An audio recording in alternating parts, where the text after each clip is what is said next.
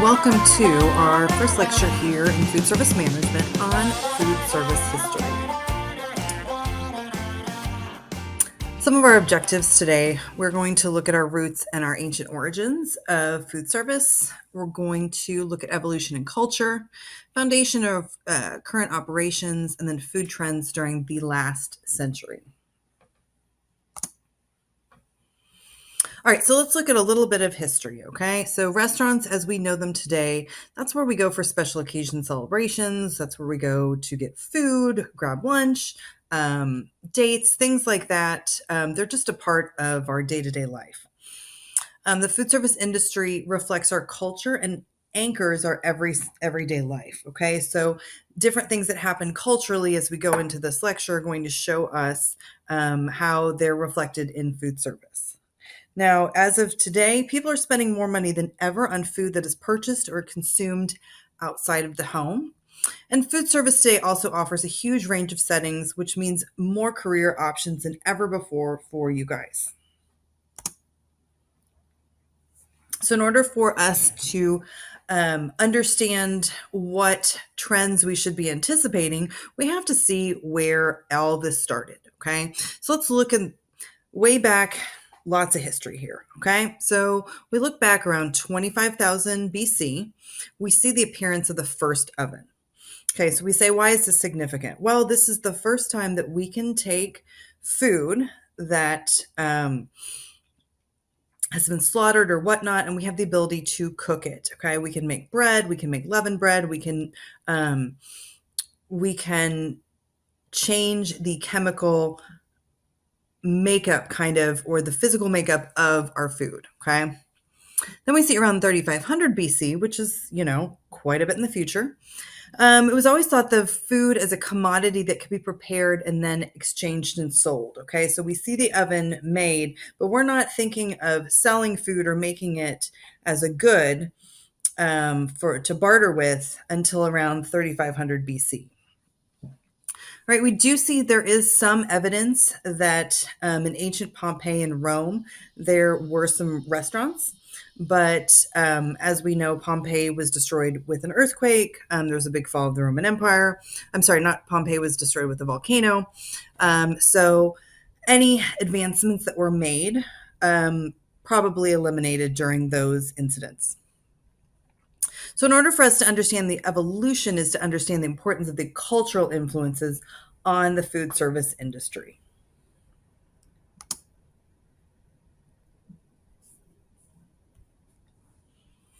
All right, so continue to fast forward here. We see again 3500 BC. It's the first time we ever considered a food as something that you could barter or be a good.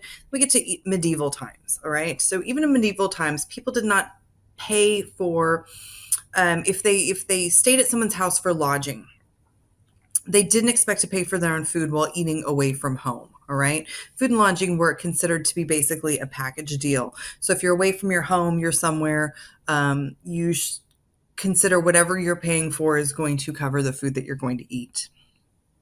Until we get to the French Revolution. Okay, so the French Revolution was the really big point in food service history where we can see kind of like a huge shift. All right, so before the French Revolution, there was a huge divide between the everyday people and then our royalty. Okay, so the royalty, the upper echelon of people, they had, they did a lot of catering, they had parties, they had events. I guess in my mind, I think, all the Bridgerton parties, right? Even though it's not French, right? But all of these rich people employed the chefs and the bakers and everyone because they made their food for them. They made their big lavish meals. They made sure that they catered their parties. They cooked for them. When the French Revolution happened and there was that takeover of the royalty, suddenly those chefs, those bakers, those people had nowhere to work because the castles were being destroyed, because the monarchy was removed from its position. Okay. So once that happened, all those chefs had to, they had one real trade, and that was to cook. And so they went to Paris, and that's where we see the development of our first restaurants. All right, so our first restaurant was a restaurant. So our first restaurant is Boulanger's. That word, if you look it up in a Google search, it also means baker in French. And it was our first restaurant, okay? And we see the origin of the term restaurant comes from the word restorative, okay? Because when they opened this first restaurant, they were serving broths and soups, just like a very set menu. If you came to the window, you got a bowl of soup, and those soups were considered to be restorative, all right? And so hence the term restaurant restorative. However, the first Parisian restaurants worthy of the name was the one founded by Bouviers in 1782. And this was the first restaurant where you had a menu and you were able to order kind of what you wanted, and they had small little individual dining tables during fixed hours. Okay, so the first restaurant sold basically soups, but then you see 1782, we see somewhere that has a menu and has a dining area for your. All right, and let's look at a little bit more restaurant history here. So we saw late 1700s, the development of restaurants. Then we come into the 1800s. We have Robert Owen. He's a British utopian socialist. He also owned a very large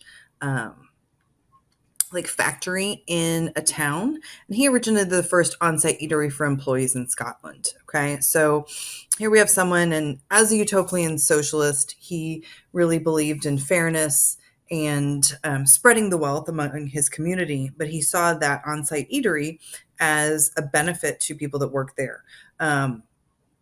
But also with that, I can imagine that he also saw some sort of increase in productivity because he had that establishment. I mean, if you think about, people don't have to, even, not that they would leave probably in the 1800s, but today when we think about people leaving the workplace for an hour for lunch, and then coming back, getting stuck in traffic, paying for parking, things like that, there's probably a loss of productivity.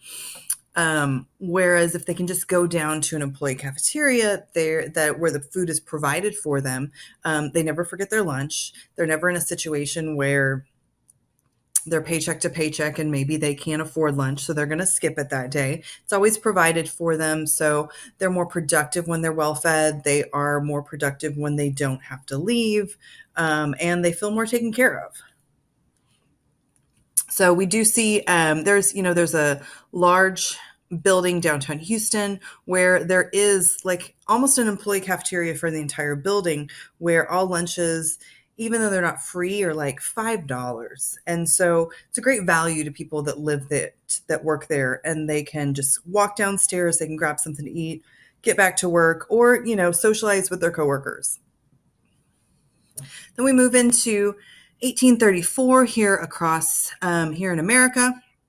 We see Delmonico's as one of our first restaurants in the United States, but it was the first to offer a printed menu. So that printed menu is something that they were very committed to. Okay, so they know that they can get the food from the supply chain in order to produce those items every single day. So there was a commitment there as far as on who they're purchasing items from, things that they can put on the menu, and then a financial commitment to printing that menu out. And of course, 1834, it's not like they print it in the back office. This is something that has to get sent to a print press. They also originated the first chain restaurant, meaning they opened multiple locations. Then we move into 1936, we see our first drive-in restaurant. And in order for us to have a drive-in restaurant, we have to have the importance and the kind of uprising of people driving cars around. Okay, so turn of the century, they invented the car. A couple years later, it starts to become where families and other people are able to purchase them. And so driving across the country or taking a drive in the country was something that was became popular and became an activity. So here we create a drive-in restaurant to kind of associate itself with the vehicle. Then we look and see like how technology has influenced food service, and we have our first fully automated restaurant that was opened in Nuremberg, Germany, and it's called Baggers.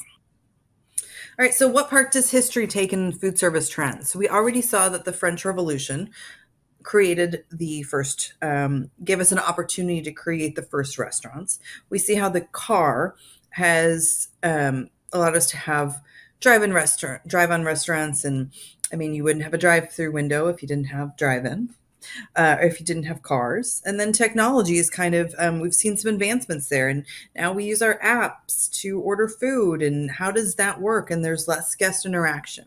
So let's look at the last 100 years, and let's kind of see what kind of things have influenced our food trends. All right, so let's first look at the Roaring Twenties. All right, 1920s. So we see that's post World War One. That is after the Industrial Revolution. Okay, we're seeing economic prosperity. So one thing about World War One is that so many men went off to fight that really brought women into the workforce. Okay, so when men came back from the war, when the war was over, you see that basically you have a man and a woman who are working in the household, which hadn't really happened before. Okay, so you're seeing these emergence of the large corporations and increased productivity. And then you're also seeing that people have more money because the women aren't quite staying home yet. Everybody's working. They had more money to spend, which encouraged consumer spending. They had less time because they were working, so they were purchasing more convenience items, but also, again, more luxury items. So the 1920s also saw the rise of convenience foods. So a lot of these items were created for the war or because of the war. So you had things like Wonder Bread that was made with preservatives that wasn't going to go bad, wasn't going to mold as quickly. Velveeta cheese doesn't need to be refrigerated.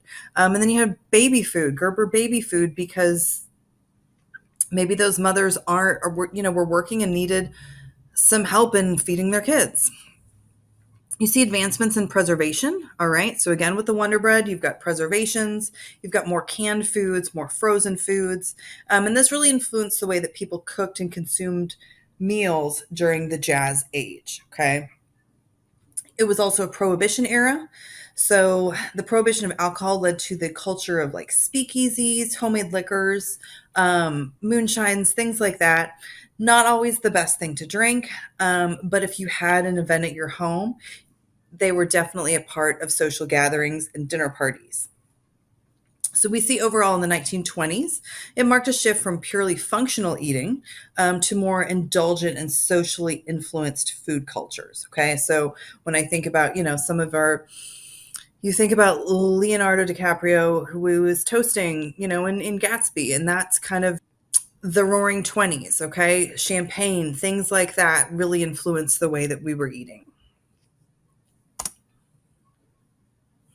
Then move into the 1940s. Okay, so after the 1920s, we go through another world war, we go through the Great Depression, things like that, where we have to suddenly look at rationing and substitutes. Okay, so rationing was very, very widespread. So people had to be very creative with their cooking. Eggs and vegetables replaced meats. Recipes like meatloaf, tomato-based soup stretched available ingredients. Okay, so if you ever made meatloaf, you take ground beef and then you add breadcrumbs, crackers, something like that to it to make it a little bit more of a meal. Okay, something that's very simple to make.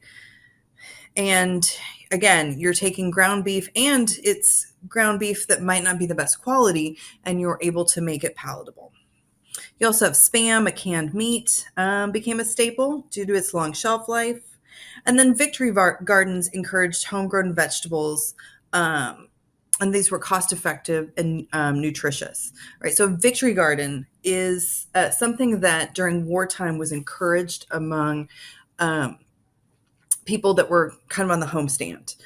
So build a garden so that we can take all the food that we have, we can send it off to our troops, we can make sure that they're okay. You guys go ahead and use your land. make more, make your homestead a little bit more sustainable and create the food for your family. All right. You've had innovations and convenience. So again, post-war, we see we're preserving even more. You've got cornflakes. It's initially called a health food. And people are using this everywhere, all right, including desserts like no-bake cookies. So a lot of people like to take peanut butter, mix it with cornflakes, make it into a cookie, and there you go. You've got chipped beef on toast. So again, you're trying to spread that food.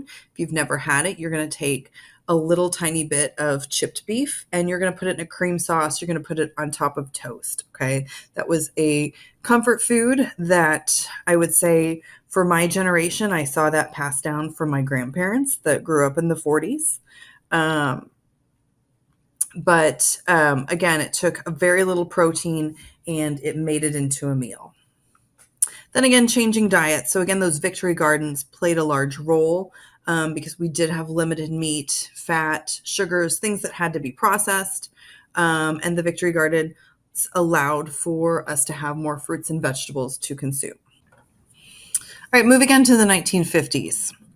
All right, so we're getting out of the Depression era. People are going back to work. So you're seeing breakfast kind of become a thing before people go back to work. All right, so a hearty morning meal with bacon, eggs, toast. Coffee and reading the paper was kind of a it's an image that you see. When I think of the show that came on during that time, Leave It to Beaver, his dad was always drinking coffee and reading the morning paper. Okay. People started bringing their lunches to work. All right. So we see, even though like Oscar Mayer came out with its bologna in the 20s, so popular in the 50s, in the early 60s, we roll out a jingle so that it's becoming the kind of standard for lunch meat. All right. So we're buying more things at the grocery store, making sandwiches, bringing foods to work. We're starting to entertain again. So themed dinners were very popular. So a theme like a Hawaiian luau, people outdoor barbecuing, people having costume parties, things like that. Finger foods were very popular. We see things like stuffed celery, the tortilla pinwheels where your mom will put like cream cheese and something on it and wrap it up. Shrimp cocktails were very popular. Just lots of things. Deviled eggs were popular. People could pick up and they could socialize. Meat and potatoes were very popular. So we're back. There's no longer supply chain issues with those. So we're seeing more hearty dinners, Salisbury steak, stroganoff. We're still making meatloaf because it's probably something that our parents, that the 50s, they learned from their parents. And so they're going to continue to make those items. Then we also see casseroles featuring seafood or ham, also popular. So we see a lot of the advancements made from canning helping us to make casseroles. So if you've never had a casserole, there's typically some sort of cream of mushroom soup along with some sort of starch, some sort of meat. And it's basically a whole dish that you put in the oven for like an hour, and it's supposed to cover all of your bases on your food. We're also seeing Jell-O molds being very popular, baked Alaska. And then since the 30s and 40s, we didn't have as much sugar because of processing issues.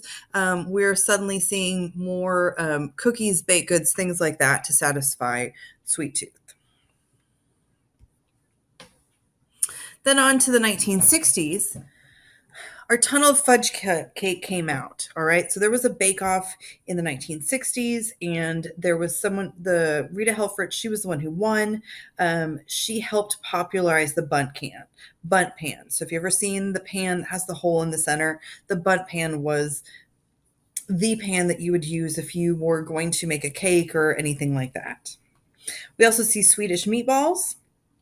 They're probably not from Sweden, but the mid-century cooks enjoyed things that were Nordic. Okay, and so you'll also see with a lot of architecture during that time, it was very Scandinavian. So we just have this love and obsession with that during that time. Sidecar cocktail. So not necessarily the sidecar, but cocktail hours between friends. Everyone had a bar cart. Everyone had something to entertain in their home.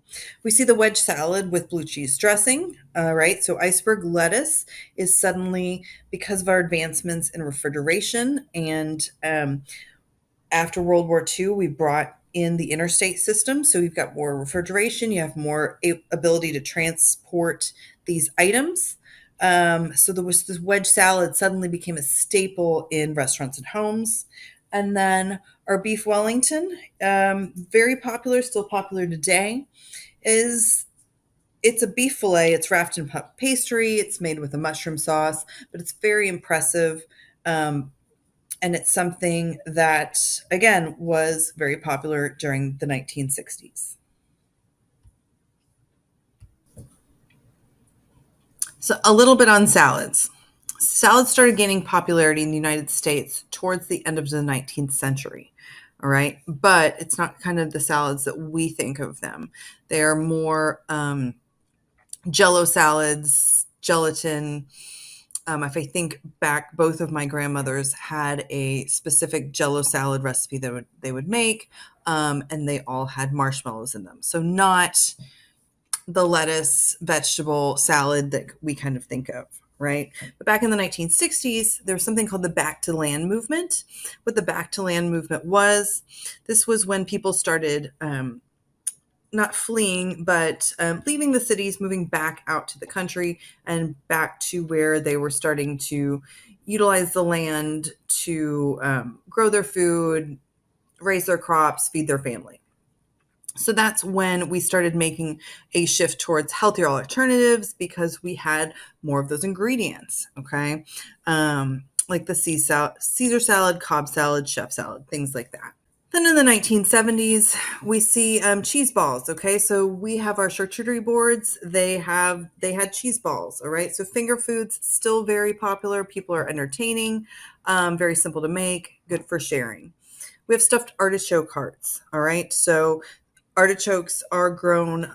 Most of the artichokes that are distributed in the United States grown in California. All right, so again, we're seeing the ability to transport foods, and so people are seeing all these things that they've never used to cook before and trying to figure out what to do with them. So they're kind of building on the stuffed celery set trend, and so we've got this new vegetable that we're going to try and do something with. We see Idaho style finger steaks. All right, so this uses tenderloin scraps. Again, we're trying to make food stretch. And basically, it's the steak version of the chicken nugget. All right, taking those scraps, making them into a breaded steak. I would say they're probably one of those school cafeteria staples. We see our slow cooker 5 mushroom barley soup, and not necessarily the barley soup, but we're seeing more and more, a lot of women have entered back into the workforce and they are using their crock pots more. So they're not coming home and making dinner. They're putting something in the crock pot. Everyone comes home. They have something to eat when they get there. Pineapple chicken. So the 70s was a big Hawaiian and Polynesian culture that was a big influence on society. So there were a lot of pineapple dishes. And again, because we have this transportation and canning and all these things, we can now, the pineapple is more accessible. And so we're utilizing it more in our foods. There's a big surf culture. You think like the Beach Boys, and it influenced our music, influenced our TV, Hawaii Five-0, things like that. Increased air travel fueled this fascination. Then we hit the 80s and the 90s. All right. So in the 80s, we've got frozen dinners and microwave meals. So again, more people are in the workforce. Convenience was key. Most people started having microwaves in their homes. So that was something that they could utilize to make their food as opposed to just putting it in the oven or on the stovetop. There were some health-focused trends. So there was big trends on low-fat, cholesterol-free, all of these ways sought to make us healthier. Things like snack wells, Diet Coke was a big thing, just trying to help, that diet culture in America, right, influenced our food. We have our international cuisines. So again, because we're traveling more, we're looking at things like sushi, pasta, Mexican food, really kind of making their mark on American culture. Then the 90s, we've got the Dunkaroos. All right. This was something, 90s saw us become more focused on our kids. Okay. So, we talk about boomers, Gen X, millennials, things like that. I would say, when kids got to the 1990s, I think parents started catering to them a little bit more. All right. And we saw the development of, okay, if you have a kid's meal, then more people are going to eat there because they can feed their kids. So again, we see this in popular food. Dunkaroos were basically cookies that you had a dip and it was frosting. And so you basically made your own Oreo, right? So you took the cookie, you put the frosting on it, and you made it. We see kid cuisine launch. So frozen and microwave dinners from the 80s are now moving to the 90s, where we're making some that are kid friendly. All right. So again, we're catering to our kids a little bit more. Kids are getting busier. They're having more after school activities. And so we need something to make sure that they're fed. We loved pizza in the 90s. We also loved Teenage Mutant Ninja Turtles. And so this really actually made pizza pretty popular.